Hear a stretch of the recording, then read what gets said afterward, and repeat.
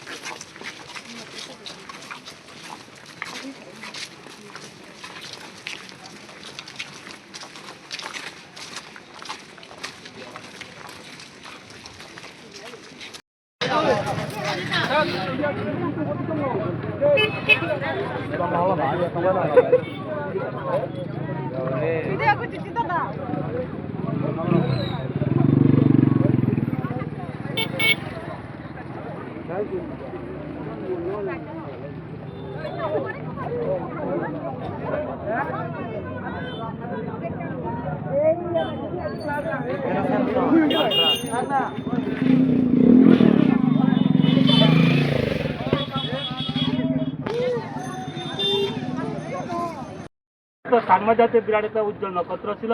শুধু সাংমা জাতের না, সারা ভারতবর্ষে নর্থ ইস্ট উত্তর পূর্বাঞ্চলের যে মেধাবী ছাত্র ছিল, অর্থাৎ তারও একটা স্বপ্ন ছিল অন্যান্য মানুষের মতো সে একদিন বড় হয়ে মানুষের মতো মানুষ হবে এবং সমাজের দেশের প্রতিনিধিত্ব করবে, এরকম একটা স্বপ্ন ছিল।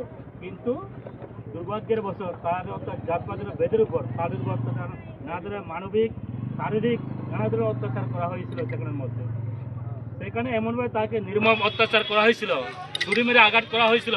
পরবর্তী সময়ে অর্থাৎ 9 তারিখ ঘটনা ঘটেছে, অর্থাৎ তখনকার সময়ের অর্থাৎ দেরাদুনের থানাতেও তারা আপিল করেছিল, অর্থাৎ সেখানে এফআইআর করেছিল, কিন্তু সেখানে দেরাদুনের পুলিশ তাদের সে এফআইআর ঠিক মতো গ্রহণ করেনি। যার ফলস্বরূপ সেখানে যে সমস্ত কি বলবো গুন্ডাবাস যেগুলো অর্থাৎ জাতপাতের উপর আক্রমণ করেছিল তারা পালাতে সক্ষম হয়েছিল। যদি সেদিন 9 তারিখে যে হামলা হয়েছিল সেদিন যদি সাথে সাথে পুলিশ যদি অ্যাকশন নিত তাহলে সে সমস্ত লোকেরা হয়তো সেখানের মধ্যে পালাতে সক্ষম হতো না।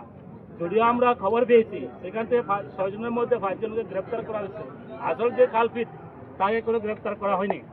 তাই আমরা এর অর্থাৎ সঠিক জাস্টিস ফর এঞ্জেল চাকমা তার অর্থাৎ ন্যায্য বিচার চাচ্ছি। আমরা ভারতবর্ষের সর্বোচ্চ আদালত সপ্রণীতভাবে সেখানের মধ্যে একটা কি বলবো বিচার হস্তে নিয়েছে, অর্থাৎ মানে জাস্টিস পাওয়ার জন্য আন্দোলন হচ্ছে সারা ভারতবর্ষের মধ্যে। এখন শুধু এঞ্জেল চাকমার যে মৃত্যু হয়েছে তা না, আমাদের উত্তর পূর্বাঞ্চলের যত আমরা জনগণ রয়েছি, মানুষ রয়েছি, সবার জন্য মৃত্যু হয়েছে।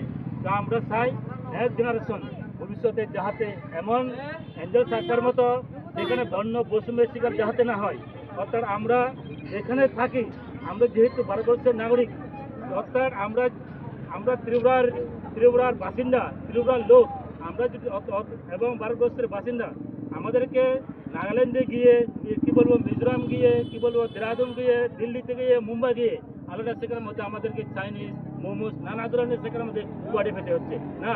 আমরা তো ভারতীয়, হয়তো আমাদের চেহারাগুলি হয়তো তাদের মতো হয়তো এত সুন্দর না হতে পারে, তথাপিও আমরা কিন্তু ভারতীয়। আমরা চাই দেশের জন্য আমাদের দেশের শাসন ব্যবস্থা অর্থাৎ এঞ্জেল চাকমা সুস্থ বিচার হোক, যারা দোষী তাদের উপযুক্ত শাস্তি দেওয়া হোক, তারা যাহাতে কোনো মুহূর্তে অর্থাৎ পালাতে না পারে। আর ভবিষ্যতে ভারতবর্ষে এমন আইন চালু হোক যাহাতে এরকম বর্ণ বৈষম্যের একজন আরেকজনকে যাহাতে সেরকম স্লেজিং ওয়ার্ড, খারাপ মন্তব্য, বিদ্বেষী এরকম সুলভ কথাবার্তা যাহাতে না বলে এই আশা রাখবো এবং সবাই আমরা ভাই ভাই একসাথে দেশের জন্য সমাজের জন্য কাজ করব এই কথাগুলি বলে অর্থাৎ জাস্টিস ফর এঞ্জেল চাকমা তার সুবিচার হোক এই আশা রাখছি। আমরা আজকে মোমবাতি প্রয়োজনে অর্থাৎ মোমবাতি লাইটিং আন্দোলনের মাধ্যমে মার্চের মাধ্যমে আমরা এটা জানা দিতে চাই, আমরা এঞ্জেল চাকমা আমরা তোর মৃত্যুকে ব্যর্থ হতে দেব না, আমরা তোর সাথে আছি, ভবিষ্যতে থাকবো, যাহাতে এই ধরনের ঘটনা আমাদের ভাই বোন মা বোন তাদের যাতে কোনো আর যাতে না ঘটে এই কামনা করছি।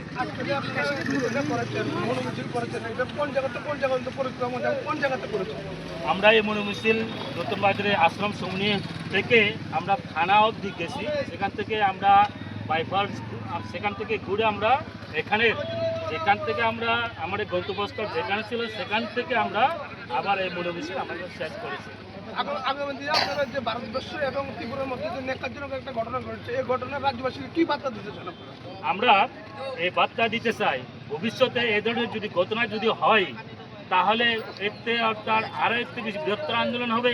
আমরা চাই না আমাদের অর্থাৎ বন্য বৈষম্যের শিকার হয়ে কেউ অর্থাৎ সব ধরনের মানুষ, হয়তো সে বাঙালি হতে পারে, হিন্দু হতে পারে, মুসলিম হতে পারে, চাকমা হতে পারে, খ্রিস্টান হতে পারে, যে ধরনের মানুষের উপর এই ধরনের বন্য বৈষম্য শিকার হয় সেই আমরা প্রতিবাদ করব।